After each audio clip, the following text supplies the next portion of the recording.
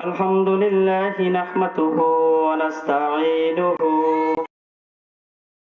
ونستغفره ونعوذ بالله من شرور أنفسنا ومن سيئات أعمالنا ونشهد أن لا إله إلا الله وحده لا شريك له الذي أرسل رسوله بالحق بشيرا ونذيرا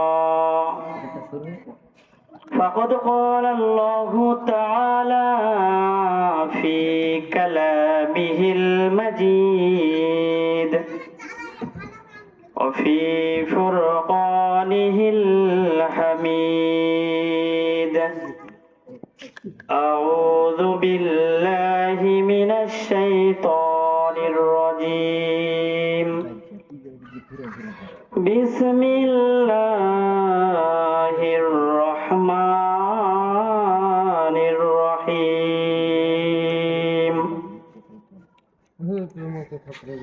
وما هو بقول شاعر قليلا ما تؤمنون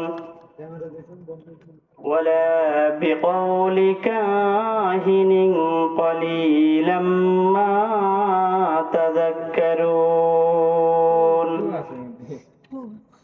الله أكبر بسم الله الرحمن الرحيم إن الله وملائكته يصلون على النبي يا أيها الذين آمنوا صلوا عليه وسلموا تسليما شكرا لي اللهم صل على سيدنا مولانا محمد وعلى آل سيدنا رسولنا محمد আকাশের তারাগুলি ঝিলিমিলি ঝিলিমিলি জ্বলছে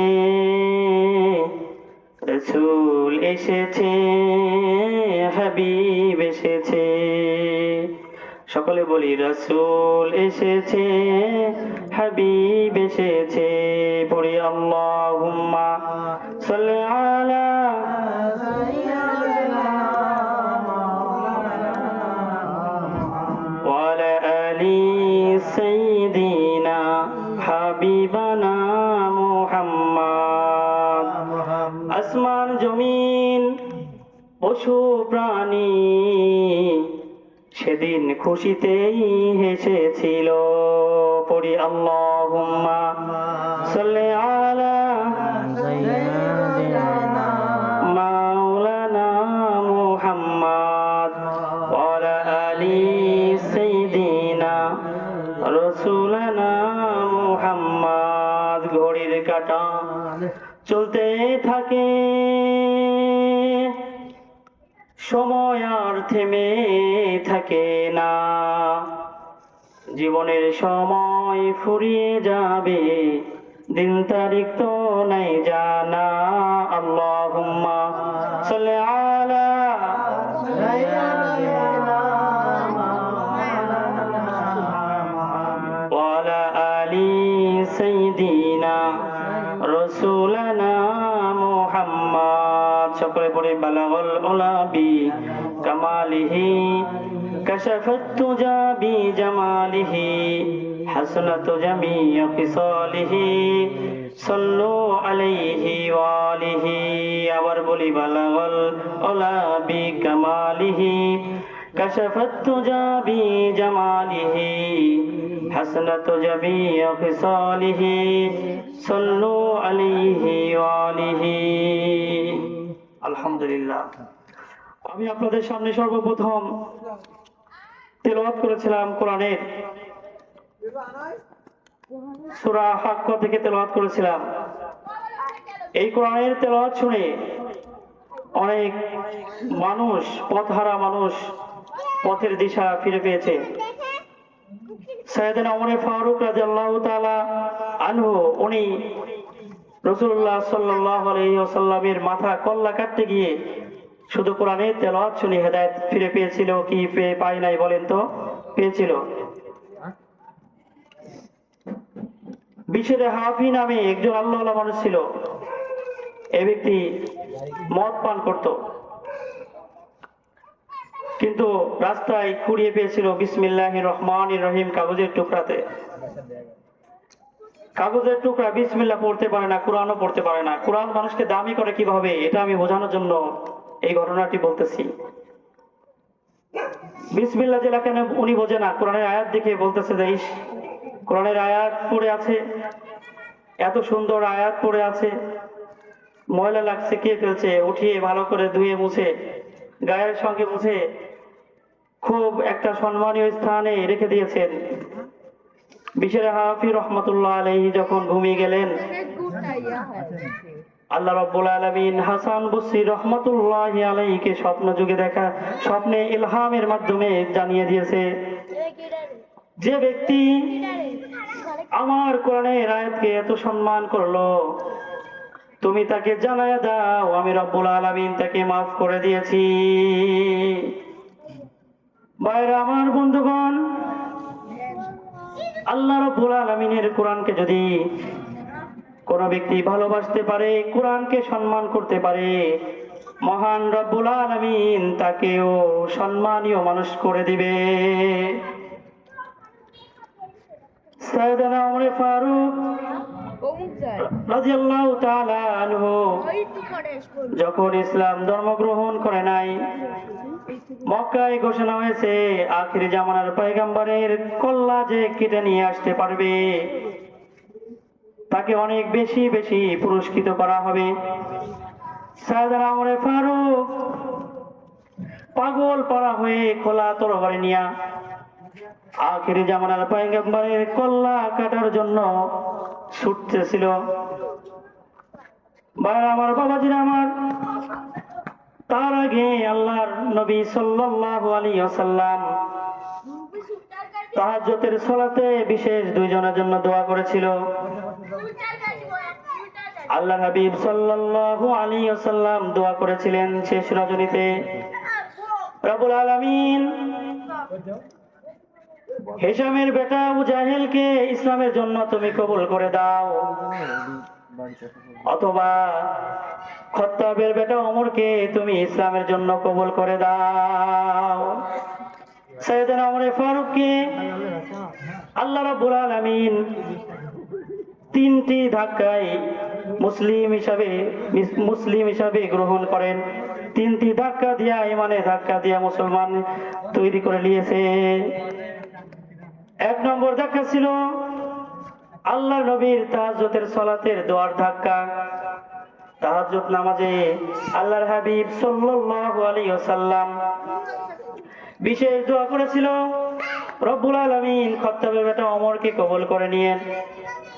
আল্লাহ রব্বুল আলামিন আবু জাহেলকে কবুল না করে খত্তাবের বেটা ওমরকে কবুল করেছিল। ওই দিন কিভাবে কবুল করেছিল আমি আপনাদেরকে জানাইতে চাই। এজন্য যে কোরআনের পথে যদি কোনো ব্যক্তি আসে, একজন ব্যক্তি যদি এই কোরআন নাও পড়তে পারে, কোরআনকে যদি সম্মান করে, দাম দেয় কোরআনকে, তাহলে আল্লাহ রাব্বুল আলামিন তাকেও দামি করে দেয়। হযরত ওমর ফারুক আল্লাহর নবীর কল্লা কাটার জন্য খোলা তরবারি নিয়ে ছুটতেছে, কিন্তু তার আগে আল্লাহর হাবিব সাল্লাল্লাহু আলাইহি সাল্লাম দোয়া করেছিল, কি করে নাই বলেন?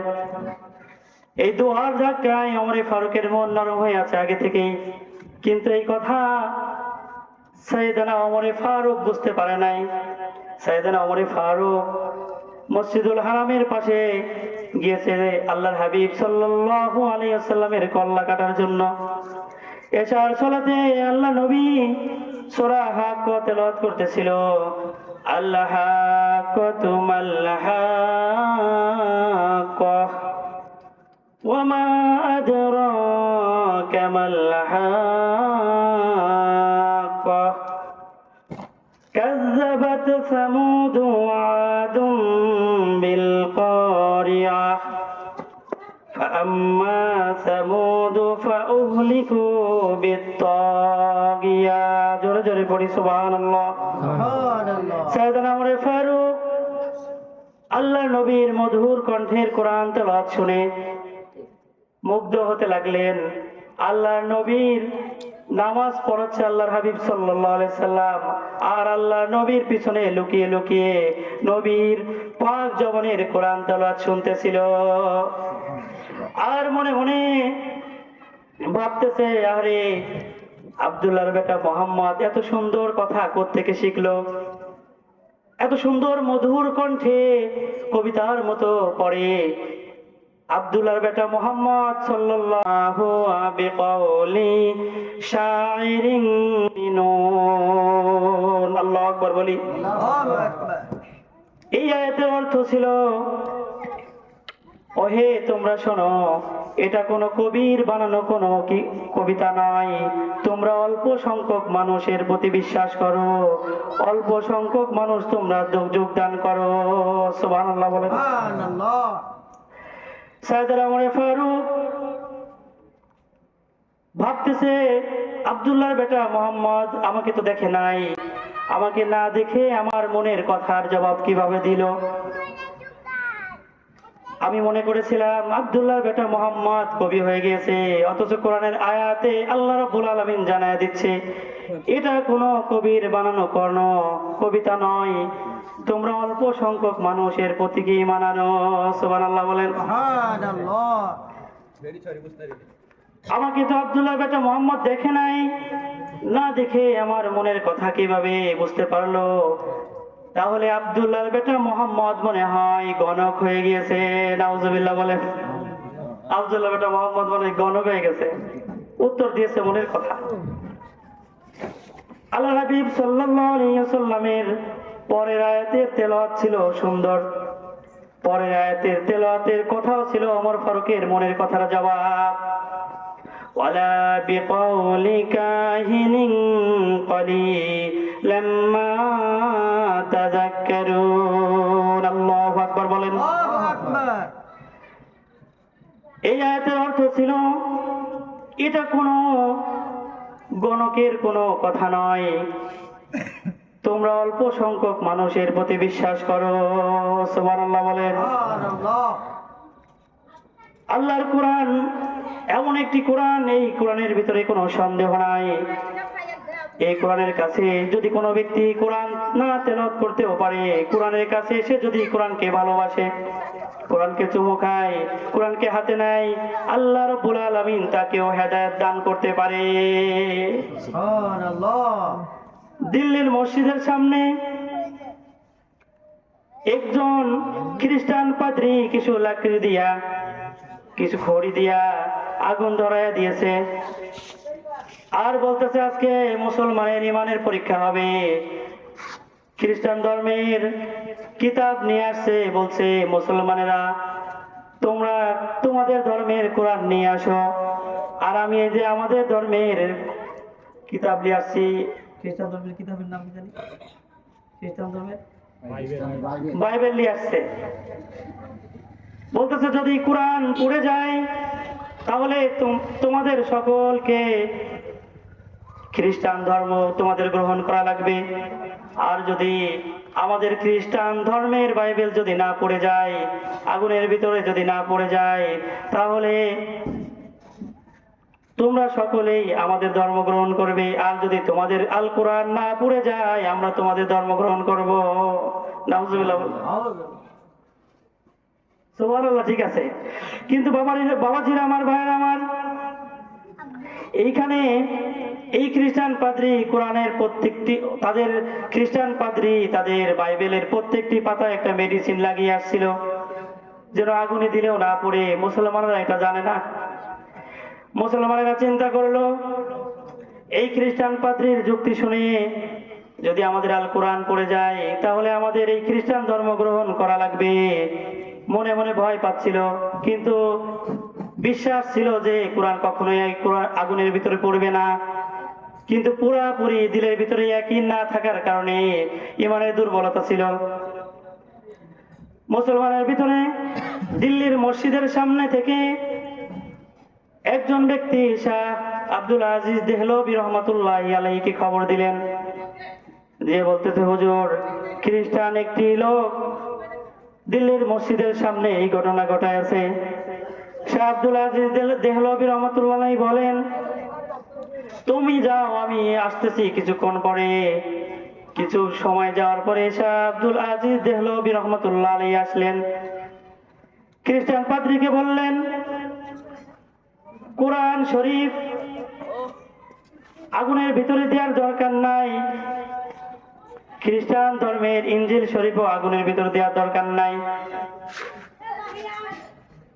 যে ব্যক্তি কোরআনের অনুকরণ করে আর যে খ্রিস্টান ধর্মের ইনজিল শরীফ পড়ে, উভয় দুইজনে কোরআন নিয়ে, আমি কোরআন নিয়ে আগুনের ভিতরে যাব, আর আপনি আপনার ইনজিল শরীফ নিয়ে আগুনের ভিতরে যাবেন। যে পুড়ে যাবে না তার ধর্ম সত্য মনে করতে হবে। সুবহানাল্লাহ বলেন। বলছে খালি বই দিলে হবে না, আমরা দুইজনে আগুনের ভিতরে ঢুকে পড়ি। এইবার কি খ্রিস্টান ধর্মের পাদ্রী ধরা খেয়েছে? খাইছে কি খায় নাই বলেন? এতক্ষণ কোরআন শরীফ আগুনের ভিতরে দেওয়ার কথা বলেছিল, ইনজিল শরীফ আগুনের ভিতরে দেওয়ার কথা ছিল। এখন ইনজিল শরীফের যে মালিক আসছে তাকে সহ আগুনের ভিতরে ঢোকা লাগবে। খ্রিস্টান পাদ্রী ভয় পেয়ে গেলেন। শাহ আব্দুল আজিজ দেহলভী রহমতুল্লাহ আলাইহি বলেন, ভয় পাওয়ার কোনো কারণ নাই, আমি আব্দুল আজিজ দেহলভী রহমতুল্লাহ আলাইহি আগে কোরআন নিয়ে আগুনের ভিতরে যাব। জোরে জোরে পড়ি সুবহানাল্লাহ। শাহ আব্দুল আজিজ দেহলভী রহমতুল্লাহ আলাইহি সর্বপ্রথম আগুনের ভিতরে চলে গেলেন কোরআন নিয়ে। কিছুক্ষণ থাকার পরে কোরআন বুকে নিয়ে কিছুক্ষণ থাকার পরে আগুনের ভিতর থেকে বের হয়ে আসছে। আর খ্রিস্টান পাদ্রী ভয়ে বলতেছে যে নিজের ভুল স্বীকার করলো, যে আমি আমার ইনজিল শরীফে আমি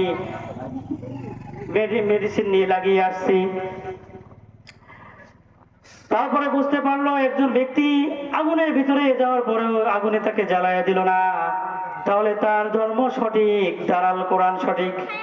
সঙ্গে সঙ্গে শাহ আব্দুল আজিজ দেহলভী রহমতুল্লাহ আলাইহির হাত ধরে বলতেছে, আমাকে পড়ায়া দেন নবীর কালেমা লা ইলাহা ইল্লাল্লাহু মুহাম্মাদুর রাসূলুল্লাহ সাল্লাল্লাহু আলাইহি ওয়াসাল্লাম। সকলে পড়ি লা ইলাহা ইল্লাল্লাহ, লা ইলাহা ইল্লাল্লাহ, লা ইলাহা ইল্লাল্লাহ।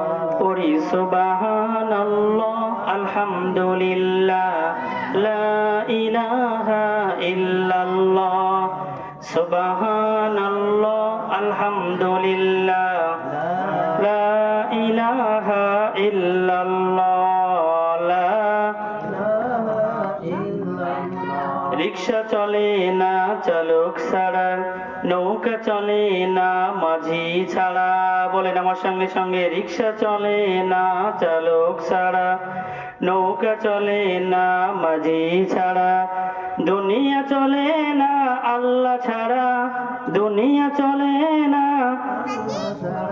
মুমিন চলে না জিকির ছাড়া, লা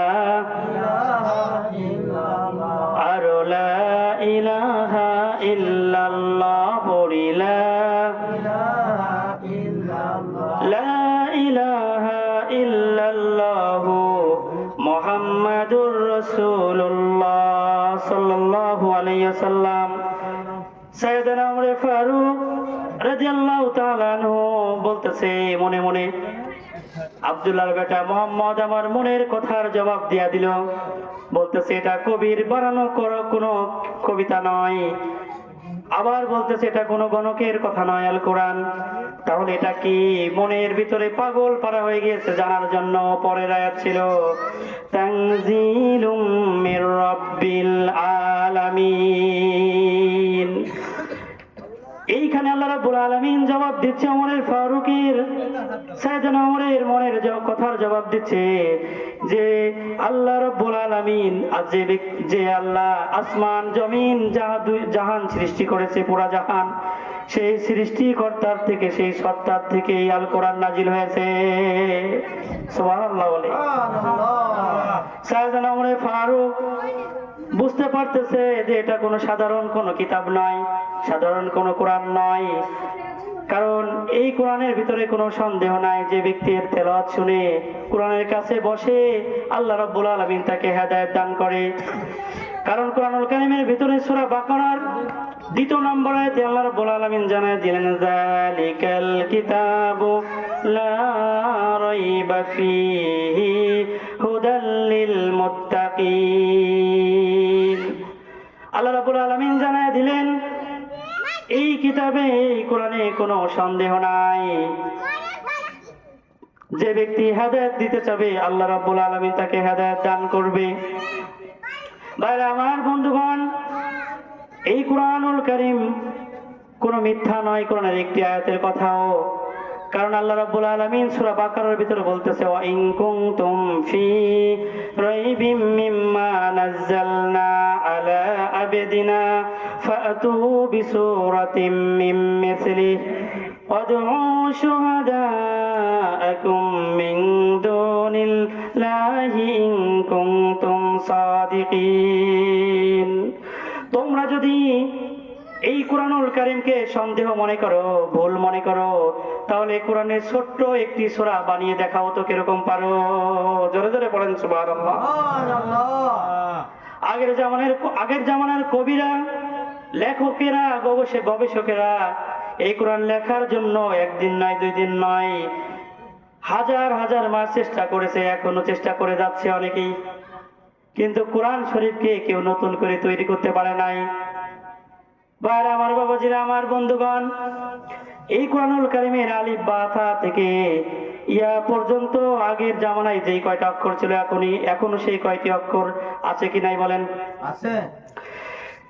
আগের জামানার কবিরা, লেখকেরা, গবেষকেরা এই কোরআনুল কারীম লিখতে গিয়ে পারে নাই, এরকম সুন্দরভাবে অর্থ বলতে পারে না। লাস্টে বলতেছে, লাইসা হাযা কালামুল বাশার, এটা কোনো মানুষের বানানো কোনো কালাম নয়, এটা কোনো মানুষের বানানো কোনো কিতাব নয়। জোরে জোরে পড়ি সুবহানাল্লাহ। আল্লাযীনা ইউমিনুনা বিল গায়বি ওয়া ইউকিমুনাস সালাতা। আল্লাহ রাব্বুল আলামিন বলতেছে, আল্লাযীনা মানে যারা, ইউমিনুনা বিল গায়ব, আমি রাব্বুল আলামিনকে যারা না দেখে বিশ্বাস করলো, আমাকে যারা না দেখে বিশ্বাস করেছে, বিল গায়ব ওয়া ইউকিমুনাস সালাহ, এবং যারা নামাজ পড়েছে। ভাইরা আমার, বাবাজিরা আমার, আপনারা এখানে আল্লাহ কি কেউ দেখেছেন নাকি বলেন? না। এখানে এসে বসেছেন, শুনেছেন কোরআন হাদিসের আলোচনা হবে, কিন্তু বাবাজিরা, ভাইয়েরা আমার, বন্ধুগণ, এই কোরআন তো আমার কোনো কথা নয়, কোরআন তো আল্লাহর। এই যে আল্লাহর কোরআনের কথা শোনার জন্য যারা এসেছেন, আল্লাহ রাব্বুল আলামিন এর উসিলায় আপনাদের সকলকে একদিন মাফ করে দিলেও দিতে পারে, কারণ এটা কোনো আমার কথা নয়। আল্লাহ রাব্বুল আলামিন বলতেছে, আল্লাযীনা ইউমিনুনা বিল গায়ব, যারা আমি রব্বুল আলামিনকে না দেখে বিশ্বাস করলো এবং ওয়াকিমুনাস সালাহ, এবং সালাত আদায় করলো, আমিম্মা রাযাকনাহুম ইউনফিকুন, আমি রব্বুল আলামিন যে রিজিক দিয়েছি তা থেকে তারা খরচ করলো। ভাইরা আমার, বন্ধুগণ আমার, বাবাজিরা শুনে রাখেন, এই ইসলামিক দ্বীনি জালসায় অনেকেই আল্লাহর রাস্তায় খরচ করে এই দিনের কাজে সহযোগিতা করেছে কি করে নাই?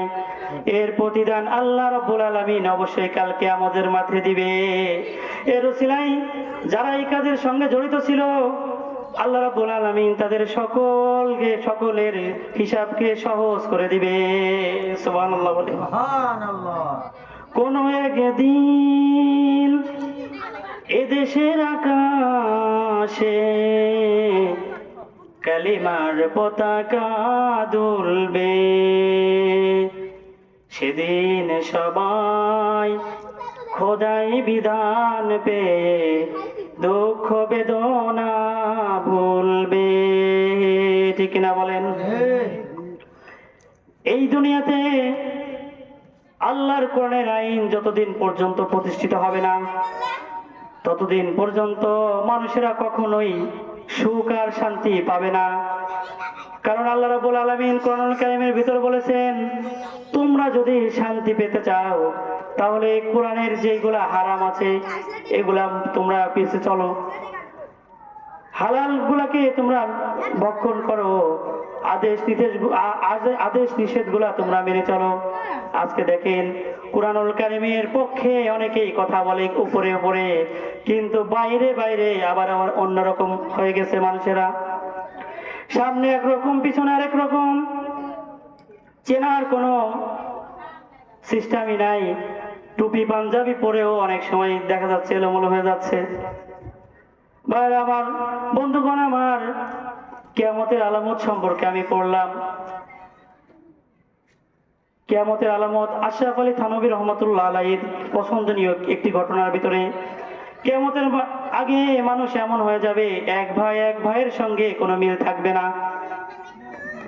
ভাইরা আমার, বাবাজিরা আমার, বুজুর্গ স্বপ্নে দেখতেছে মৌমাছিতে পেশাব খায়, আবার ধান খেতে বেড়া দিয়েছে জমিতে গরু ছাগলের জন্য, যে বেড়াই আবার ফসল খাইতেছে। নাউজুবিল্লাহ বলেন। আবার দেখতেছে মৌমাছিতে পেশাব খায়। পৃথিবীর জমিনে যত মাছি আছে সবচাইতে কোন মাছিটি দামি বলেন? মৌমাছি দামি মাছি না, কিন্তু মৌমাছিতে পেশাব খায়। আবার বুজুর্গের সামনে দেখে ময়লা পানি আর গোলা পানি একই জায়গা দিয়া উঠতেছে, আলাদা আলাদা হয়ে যায়। বুজুর্গ আলেমের কাছে গিয়েছে এই স্বপ্নের ব্যাখ্যা বাঙানোর জন্য। আল্লাহ মানুষ যখন আলেমের কাছে গেল, আলেম ভাঙিয়ে দিল যে আপনার এই স্বপ্নের ব্যাখ্যা, খ্বাবের ব্যাখ্যা হচ্ছে আপনি যে স্বপ্নের ভিতরে দেখেছেন যে ধান খেতে বেড়া দিয়েছে গরুতে যেন না খায়, এর অর্থ হচ্ছে কিয়ামতের ময়দানে, কিয়ামতের আগে এমন এক অবস্থা হবে, তুমি যাকে আপন মনে করবে সে তোমার ক্ষতি করবে। নাউজুবিল্লাহ বলেন। এটা হইতেছে কি হয় না বলেন তো? আপনি যাকে আপন মনে করে বসে আছেন সে তলে তলে আপনার কি, ঠিক না বলেন? বলবো। আবার সামনে গিয়ে আবার বুজুর্গ দেখতেছে যে ময়লা পানি গোলা পানি একই জায়গা থেকে উঠে যাচ্ছে। এর কারণ কি? এর অর্থ হচ্ছে কিয়ামতের আগে দুনিয়ার এমন এক অবস্থা হবে, এক ভাই টিউবওয়েলের পানি খাবে না। ও আমার বন্ধুগণ, আমার বাবাজিরা, মা বোনেরা, শুনে রাখেন, এই যে দেখেন আগে এক ভাইয়ের সঙ্গে কত মিল ছিল, একটি মাত্র টিউবওয়েল ছিল একটি গ্রামে। বন্ধুগণ দেখেন, একটি বাড়িতে এখন 2টা 3টা 4টা টিউবওয়েল আমি দেখেছি। আগে একটি কূপের ভিতর থেকে পানি তুলে পানি নিয়ে একটা গ্রামের মানুষ, 3-4 গ্রামের মানুষ কুয়ার ভিতর থেকে পানি তুলে খেত কি খেত না? কিন্তু এখন দেখেন মানুষের অন্তরের ভিতরে এত হিংসা ঢুকে গেছে, কেউ কারোর বাড়িতে যাওয়া পছন্দ করে না, যার যার মতো হয়ে গিয়েছে। ও আমার বন্ধুগণ, এই যে এটার অর্থ হচ্ছে এক ভাইয়ের সঙ্গে কিয়ামতের আগে মিল থাকবে না। মৌমাছিতে পেশাব খায়, এই স্বপ্নের ব্যাখ্যা, এই খ্বাবের ব্যাখ্যা হচ্ছে কিয়ামতের আগে এমন এক অবস্থা হবে, সমাজে যাকে আপনি দামি মনে করবেন, সমাজে দামি সবচাইতে বেশি বড় বড় আলেমরা। এই আলেমদের ভিতরে একদল আলেম আছে যারাই নিজেরাই এলোমেলো কাজ করবে। নাউজুবিল্লাহ বলেন। কিয়ামতের আগে এরকম করবে, আলেম সমাজে যাকে আপনি প্রধান মনে করেন সেই এলোমেলো কাজ করবে। কিয়ামতের আগে এমন হয়ে যাবে আপনি ভাবতেও পারবেন না এই লোকের দ্বারা এই কাজটা হলো। আপনি ভাববেন যে কে এই লোকের দ্বারা তো এটা তো সম্ভব না কখনো, কিন্তু এটা হলো কি করে? ভাইরা আমার, বাবাজিরা আমার, শুনে রাখেন, কিয়ামতের আগে এরকম এক অবস্থা হবে। আর কিয়ামতের আগে এমন এক অবস্থা হবে কেউ কাউকে দাম দিবে না। ভাইরা আমার, বন্ধুগণ আমার, দেখেন এই বর্তমান সমাজে বর্তমানে মুরব্বীদেরকে দেখলে কেউ সালামও দেয় না। আগে মুরব্বীদেরকে কত সম্মান করত, আগে কত ভালোবাসতো। আর ছোট্ট ছোট্ট বাচ্চারা কি সুন্দর মক্তবে সকাল বেলায় যেত কোরআন শিক্ষা করার জন্য। আমার বন্ধুগণ, আমার ভাইরা, আজকে দেখেন এমন এক অবস্থায় হয়ে দাঁড়িয়েছে, শিক্ষার এমন এক সিস্টেম হয়েছে, আরবি পড়া, কোরআন পড়ার সময় নাই বাচ্চাদের। স্কুল, কলেজ, প্রাইভেট টিউশনি সব করতে সময় পায়, কিন্তু কোরআন শিখতে কেউ সময় পায় না, নামাজ শিখতে সময় পায় না। বাবাজিরা আমার, আমার বন্ধুগণ, 40 বছর, 50 বছর, 60 বছর আপনি দুনিয়ার জমিনে বেঁচে গেলেন, কিন্তু আপনি যদি সূরা শুদ্ধ করে না তেলাওয়াত করেন, কোরআন শরীফ না পারেন, তাহলে কাল কিয়ামতের ময়দানে আল্লাহর কাছে কি জবাব দিবেন? এটা কি কখনো ভেবেছেন নাকি? বলেন। এটা শুধু আমার কথা নয়, এই যে শিখতে হবে, ইলমে দিন যে অর্জন, ইলমের জ্ঞান যে অর্জন করতে হবে, এটা আল্লাহর নবীর কথা এবং আল্লাহর কথা। কত জায়গায় আমরা সময় দিই, কিন্তু দিনের কাজে সময় কিন্তু আমরা দিতে চাই না। ও আমার বন্ধুগণ, সাইয়েদনা ওমর ফারুক রাদিয়াল্লাহু তাআলা আনহু, দেখেন কোরআনের কাছে সে কেমন হেদায়েত পেয়ে গেল। সাইয়েদনা ওমর ফারুক রাদিয়াল্লাহু তাআলা আনহু তখন অমুসলিম ছিল। এই অমুসলিম অবস্থায় এই যে কোরআনের তেলাওয়াত শুনেছে মসজিদুল হারামের পাশ থেকে নবীর মুখে, শোনার পরে তারপরেও শয়তান, ইবলিস শয়তান ধোঁকা দিচ্ছে। হে ওমর, যাও আব্দুল্লাহর বেটা মুহাম্মদের কল্লা কেটে নিয়ে আসো, যদি আনতে পারো তুমি অনেক পুরস্কার পাবে তুমি আবু জাহেলের কাছ থেকে। সাইয়েদনা ওমর ফারুক আবার ছুটছে আখির জামানার পয়গম্বরের কল্লা কাটার জন্য। রাস্তায় যাইতে যাইতে বনু জাহারা গোত্রের আসলাম নামের একটি লোকের সঙ্গে দেখা। আসলাম বলতেছে, হে ওমর তুমি কোথায় যাও? বলতেছে, আব্দুল্লাহর বেটার মুহাম্মদের আজকে কল্লা কেটে ফেলবো। আসলাম বলতেছে, হে ওমর তুমি যে আব্দুল্লাহর বেটা মুহাম্মদের কল্লা কাটতে যাইতে চাচ্ছ, নিজের ঘর ঠিক নাই, তুমি অন্যের কল্লা কাটতে চাও? তুমি বাড়িতে গিয়ে দেখো তোমার বোন আর বোনের জামাই, বোন আর বোনের হাজবেন্ড, দেখো আগেই কালেমা পড়ে মুসলমান হয়ে কোরআন তেলাওয়াত করতেছে। সুবহানাল্লাহ বলেন। সাইয়েদনা ওমর ফারুক রাদিয়াল্লাহু তাআলা আনহু তখন বলতেছে, আসলাম রে, কি কথা শুনাইলি তুই আমারে? তোর কথা যদি সঠিক না হয় তাহলে তোর কিন্তু খবর আছে। তোর দিয়ে বলতেছে, তোর কিন্তু খবর আছে। উল্টা পথে, উল্টা দিকে দৌড়াচ্ছে বাড়ির দিকে। সাইয়েদনা ওমর ফারুক বাড়ির কাছে আসছে, দরজায় কড়া নক করছে। ঘরের ভিতরে সাইয়েদনা খাব্বাব রাদিয়াল্লাহু তাআলা আনহু চামড়ার টুকরায় কোরআনুল কারীমের সূরা তাহা পড়ে শোনাচ্ছিলেন, শেখাচ্ছিলেন কোরআনের তেলাওয়াত। তাহা মা আনজালনা আলাইকাল কুরআনা লিতাশকা ইল্লা তাযকিরাতাল লিমান ইয়াখশা তানজিলাম মিম্মান খালাকাল আরদা ওয়াস সামাওয়াতিল উলা। এরকম যখন তেলাওয়াত শোনাচ্ছে, সাইয়েদনা ওমরের একটু কানে গেল, এই দরজা খোল তাড়াতাড়ি, নিজের বোনকে বলতেছে। সাইয়েদনা ওমরের বোন দরজা খুললো, বলতেছে, ভাই কোনো কথা নাই, তোরা কি করতেছিলি বল? কি জানি তেলাওয়াত করতেছিলি? তরবারির উল্টা পিঠ দিয়া নিজের বোনকে প্রথমে মারা শুরু করে দিয়েছে এবং বোনের জামাই হাজবেন্ডকেও পিটানো শুরু করে দিয়েছে। ও আমার বন্ধুগণ, আমার বাবাজিরা, এমন পিটানো পিটাইছে, এমন মারা মারছে, চামড়া কেটে কাপড়ের উপর দিয়ে রক্ত বের হওয়া শুরু হয়ে গেছে। নাউজুবিল্লাহ। বলতেছে, কি পড়তেছিলি আমাকে এই মুহূর্তে দেখিয়ে দে। আর নিজের বোন বলতেছে, ভাই তোমাকে দেখানো যাবে না। এক সময় মারতে মারতে এমন এক অবস্থা হয়েছে, সাইয়েদনা ওমরের বোন আর এবং বোনের জামাই তাকিয়ে দেখে এত মার খাওয়ার পরেও রক্ত বের হচ্ছে শরীর দিয়া, তারপর নিজের বোন কোনো কিছু বলতে চায় না, মুখ খুলতে চায় না। এর নাম হচ্ছে ঈমান, মুখ খুলতে চায় না। মায়া লাগছে নিজের বোন, বলতেছে যে বোন আমাকে বলো তোমার কি হয়েছে, কি পড়তেছিলে? ঠিক আছে আমি কিছু বলবো না, আমাকে তুমি বলো। কারণ আব্দুল্লাহ বেটা মোহাম্মদ মনে হয় তোমাদেরকে জাদু করছে। কি জাদু করছে যে যার কারণে তার পক্ষে চলে গেলে? আমি তোমার আপন ভাই, আমার পক্ষে তুমি নাই, আমাকে একটু বলো। নিজের বোন বলতেছে, ভাই এই অবস্থায় আপনাকে দেয়া যাবে না, আপনার শরীর নাপাক। এই কোরআন যদি কেউ স্পর্শ করতে চায় তাহলে তার পাক পবিত্র হয়ে আসা লাগবে। যান গোসল করে আসেন।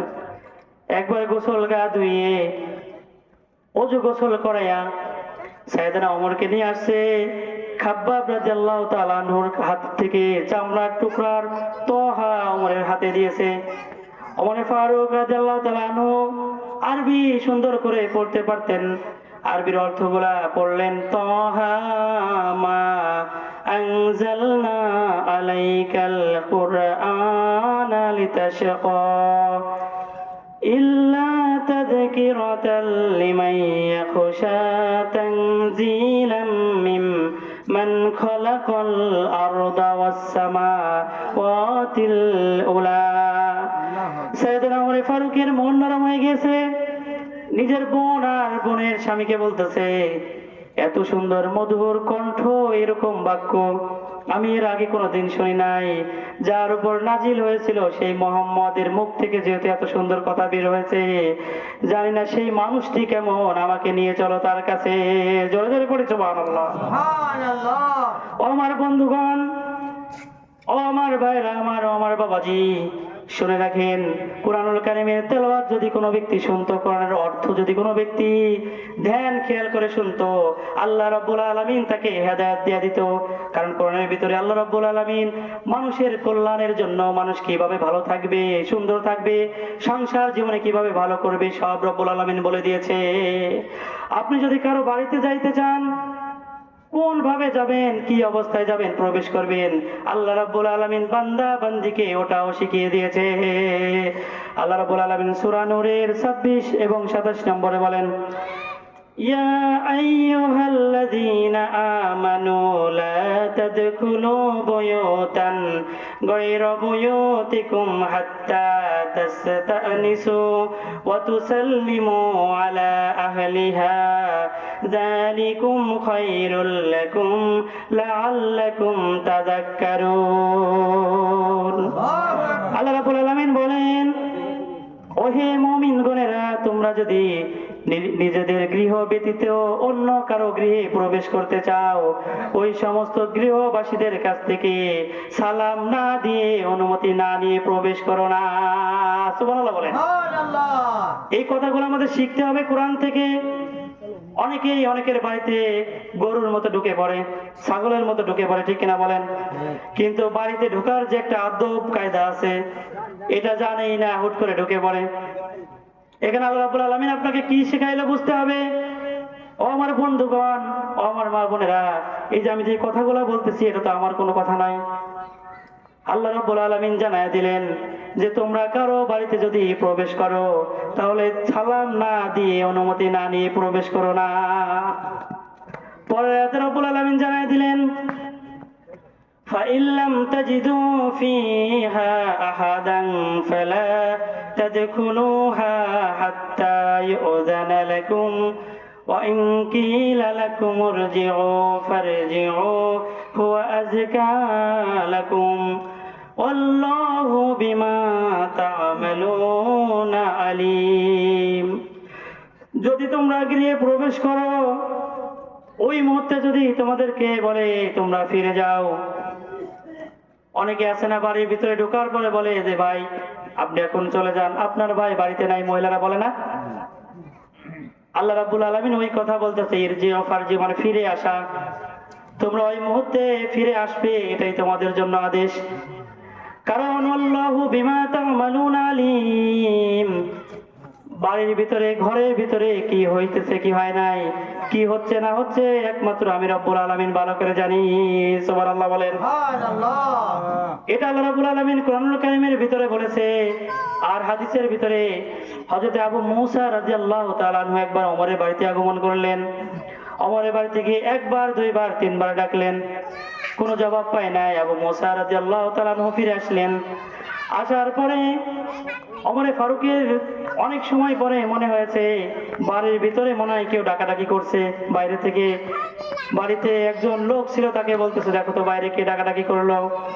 আমার বন্ধুগণ শুনে রাখেন, ওই বাড়ির কাজের লোকটি বাড়ির বাইরে এসে দেখে কেউ নাই, বলতেছে জানি না কি আসছে, যে আসছে চলে গিয়েছে।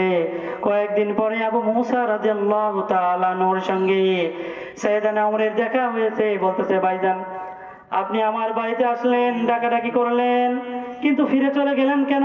আবু মুসা রাদিয়াল্লাহু তাআলা আনহু বলেন, আল্লাহর নবী বলেছে, কারো বাড়িতে গিয়ে একবার ডাকার পরে, দুইবার ডাকার পরে, তিনবার ডাকার পরে যদি কোনো সাড়া না পাওয়া যায়, ওই মুহূর্তে সঙ্গে সঙ্গে ফিরে আসতে হবে, আল্লাহ নবী বলেছে।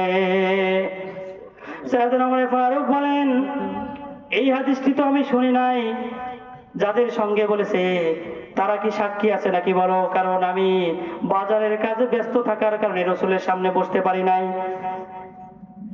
সাইয়েদনা ওমর ফারুক রাদিয়াল্লাহু তাআলা আনহু এই হাদিসের প্রমাণ নেওয়ার জন্য আনসারী সাহাবীদের কাছে গেলেন, যে বলতেছে আল্লাহর নবী এই কথাটি বলেছে নাকি বলেন। অনেক সাহাবীরা সাক্ষী দিয়েছে, আল্লাহর নবীর পাক জবানে বলেছে, একবার দুইবার তিনবার মানুষকে ডাকতে হবে, কোনো সাড়া না পেলে সঙ্গে সঙ্গে ফিরে আসতে হবে।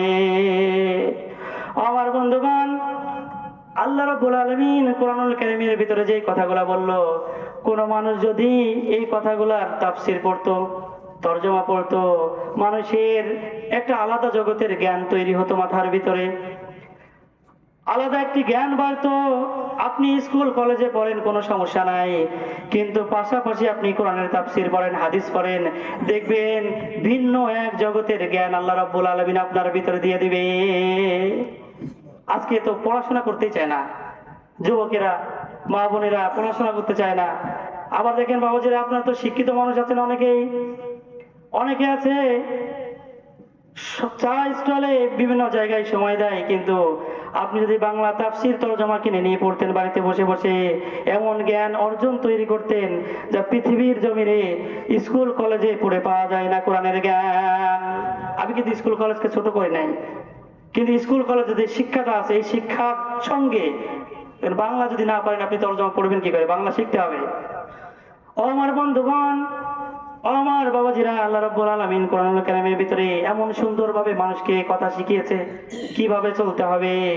আল্লাহ রাব্বুল আলামিন সূরা হুজুরাতের 12 নম্বর আয়াতে জানায়া দিলেন, ইয়া আইয়ুহাল্লাযীনা আমানু জতানিবু কাসীরাম মিনাল যান্নি ইন্না বা'যায-যান্নি ইসমু ولا تجسسوا ولا يغتب بعضكم بعضا। জোরে জোরে বলেন সুবহানাল্লাহ। আল্লাহ রাব্বুল আলামিন জানায় দিলেন, ওহে মানুষেরা, তোমরা মানুষের থেকে কুধারণা থেকে বিরত থাকো, কারো বিষয়ে না জেনে ধারণা করে কথা বলো না, নিন্দা করো না কাউকে নিয়ে, আর মানুষের গোপন বিষয় তোমরা অনুসন্ধান করো না। আমার বন্ধুগণ, আমার ভাইরা আমার, আজকের সমাজে দেখেন একজন একজনের বিষয়ে যদি না জানে তারপরেও বলে যে এটা হলেও হতে পারে। এই যে কুধারণা করা, যে কোনো কথা যদি শুনেন কিন্তু আজকে মুখে শুনে বিশ্বাস করতে চাই, আপনার এটা খতিয়ে দেখতে হবে কতটুকু সত্য, যাইতে হবে, বুঝতে হবে, তার বাড়ির পাশের লোকজনের কাছে জিজ্ঞেস করতে হবে লোকটি ভালো না খারাপ। আজকে সমাজে এমন হয়ে গেছে, কান কথা কু কথা বাতাসের আগেও দৌড়ায়। এটা আমার বাবাজি ভাইদের থেকেও মহিলাদের ভিতরে এটা বেশি আছে। কোন কথা যদি প্রচার করতে চাই, আপনি যদি কোনো কথা প্রচার করতে চান, কোনো কথার দরকার নাই, সর্বপ্রথম আপনি আপনার স্ত্রীর কানে কানে দিয়ে বলে আসেন, দেখবেন এই কামখোলা থেকে শুরু করে আহমেদপুর শুরু করে নাটোর শহর চলে যাবে, পাবনায় চলে যাবে এই কথা, আর আপনি ভাবতেও পারবেন না কখন আপনার কি হয়ে গেল। আমার বন্ধুগণ, নারীদের ভিতরে, অনেক নারীদের ভিতরে এই অভ্যাসটি আছে, গোপন কথা চেপে রাখতে পারে না। আমার বন্ধুগণ, অনেক মা বোনেরা আছে, আমার এই মাইকের আওয়াজ যেখানে যাচ্ছে অনেকেই এই মাহফিলের কথা, কোরআন হাদিসের কথা শোনার জন্য আসছে। ইমামে মালিক রহমতুল্লাহ আলাইহির যুগে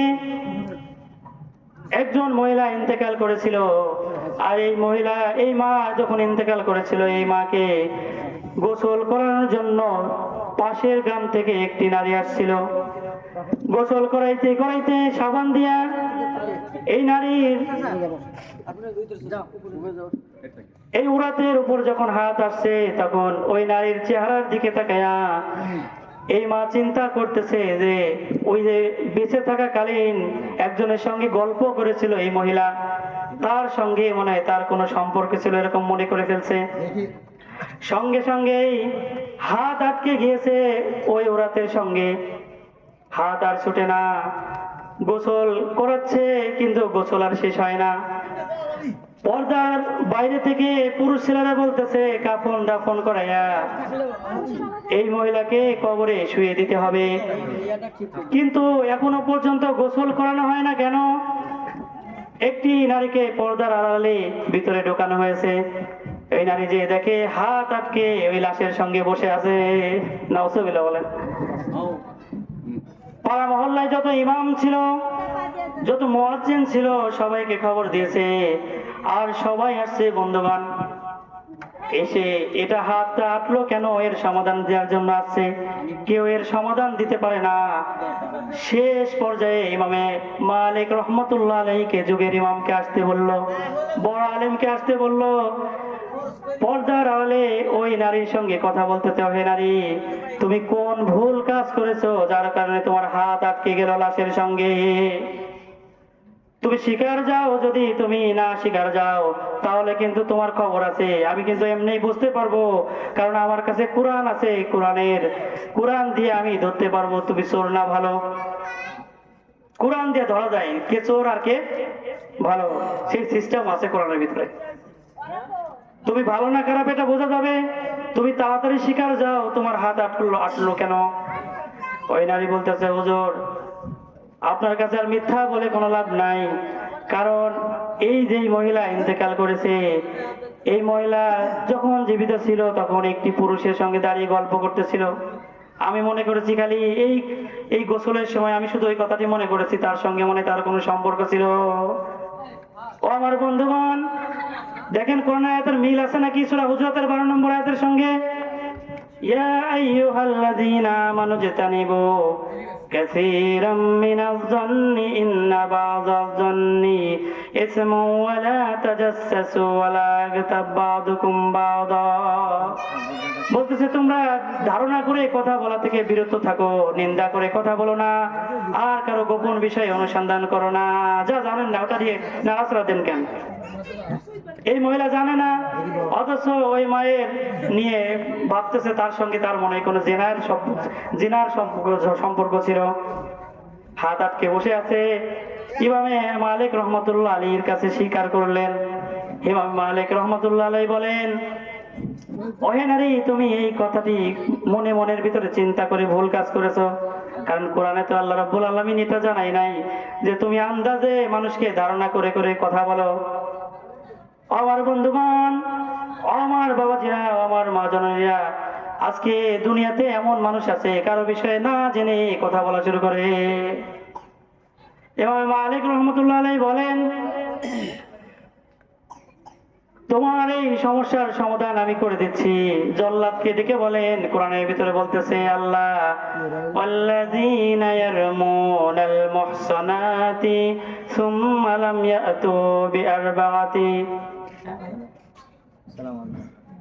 শেষ করে দিচ্ছি এই আয়াতটি, আমি শেষ করে দিচ্ছি। ওয়াল্লাযীনা ইয়ারমুনাল মুহসানাতি সুম্মা লাম ইয়াতু বিআরবাআতি শুহাদা ফাজলিদুহুম ওয়াহিদাতান সামানিনা জালদাতান ওয়াহিদাতান ওয়া লা তাকবালু লাহুম শাহাদাতান আবাদা। আল্লাহ রাব্বুল আলামিন জানায় দিলেন, যদি কোনো ব্যক্তি সতী নারীর উপর অযথা দোষারোপ করে, তাহলে তোমরা সমাজের লোকজনেরা ডেকে তাকে 80টি বেতের আঘাত করা হোক। এই আয়াতে আল্লাহ রাব্বুল আলামিন কোরআনের ভিতর বলছে 80টি বেতের আঘাত করা হোক। ইমামে মালিক রহমতুল্লাহ আলাইহি বলেন তাকে 80টি বেতের আঘাত করা হোক। জল্লাদ 1 2 3 করে 79টি ওই মহিলার পিঠের উপর মারছে, কিন্তু মহিলার হাত ছুটে যায় না। জল্লাদ বলতেছে, হুজুর হাত তো আটকেই আছে। জল্লাদ বলতেছে, আল্লাহ রাব্বুল আলামিন কোরআনুল কারীমের ভিতরে জানায় দিলেন 80টি বেতের আঘাত করার কথা, কিন্তু তুমি মেরেছো 79টি, আরেকটাও মেরে দাও। আর সঙ্গে সঙ্গে এই মহিলার হাত এমনি ছুটে গিয়েছে। কিন্তু তার আগে সবাই বলেছিল মহিলার চামড়া কেটে ফেলতে, কিন্তু এমনি ছুটে গেছে হাত।